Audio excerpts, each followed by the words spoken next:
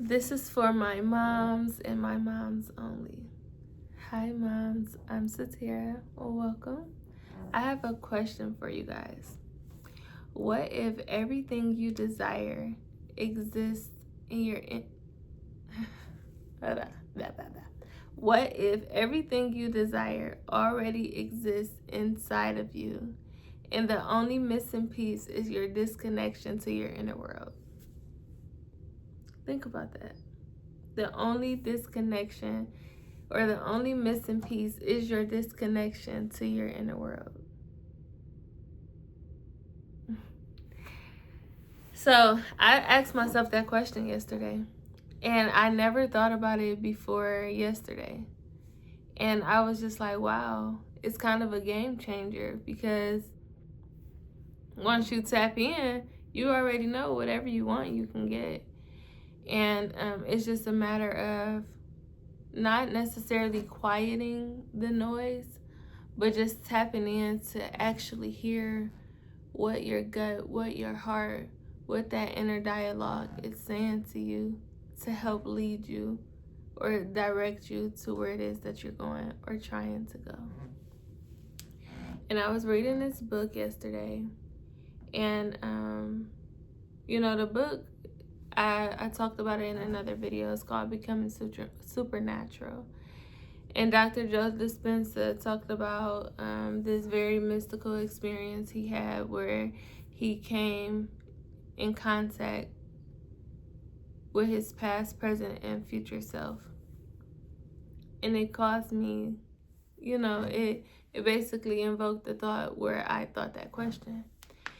And then outside of the book, I started to have another kind of like revelation as well, where I've always meditated, sitting still, quiet. And lately, I realized that hasn't been working for me. And not because it does not work, but because I kind of like graduated for that form of meditation. And now it's more about the embodiment of the 10 years of sitting with my legs crossed and eyes shut, that I get to experience a different part of meditation.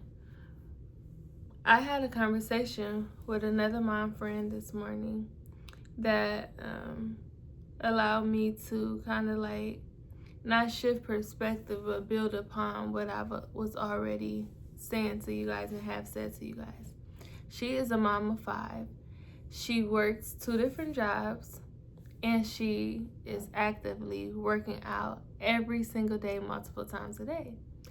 And one would think, like, how do you have time to do all of that?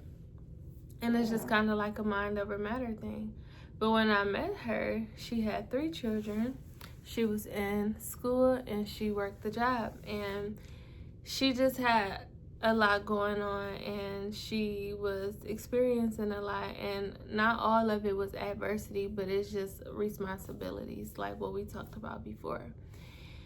And now she's doing so much, and she's thriving, and she's always advancing. And it was a beautiful conversation. But physical working out did for her what meditation does for me. And I talk about meditation a lot, but the goal is just to connect with that inner dialogue, that inner voice, that intuition, that gut feeling. No matter how you get there, just get there, because those are where the answers are.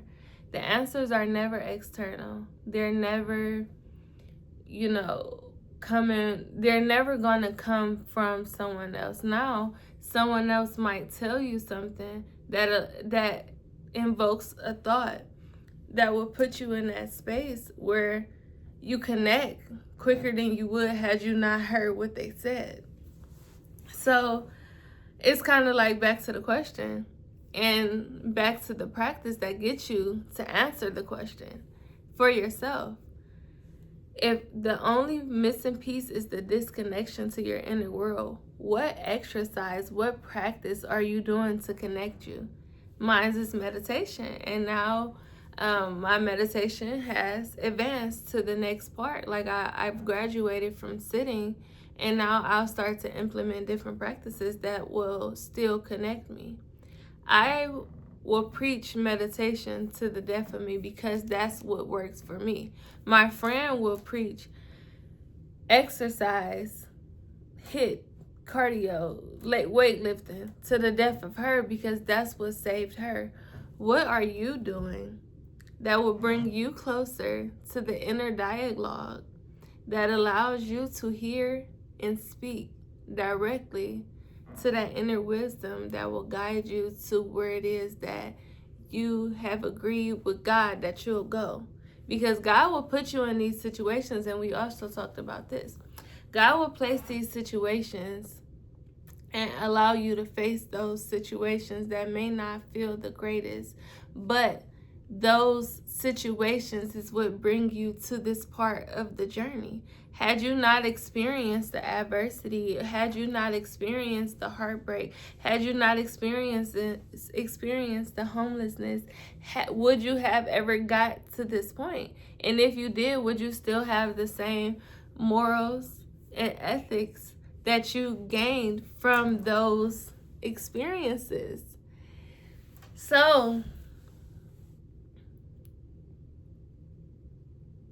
and that pause is to allow you to think. Because I talked about it before. I've been homeless, even if it was for 3 months. I've been homeless with a child. I've been a mother since 19. I had cancer at 16. I was in a mentally abusive relationship for 4 years. Like, all of those things gave me the resilience, gave me it allowed me to pack my tool bag. So now I'm ready for whatever it is. Like I can fit into almost any conversation when we talk about adversity because I've experienced it all. And so I feel like for me, it allowed me to be equipped enough to talk to you all and say like, hey, what have you been through that has carried you to this point that you ask God why instead of why not? What have you experienced that gotten you to this point where at some point you ask God why instead of why not? Nothing happens to you, everything happens for you. Every setback is a setup. And I want you to know that whichever way you decide to take to get you to your destination, that's your journey. That's your personal journey. And everything that you experience while you're journeying your journey is to allow you to pack your tool bag for when you get to where you want to go. Because everything you desire is already inside. And the missing piece is the disconnection to your inner world. And the journey is the map to get there. I hope that your journey is everything that you need and desire. And happy healing. Happy journey. Happy life. Peace.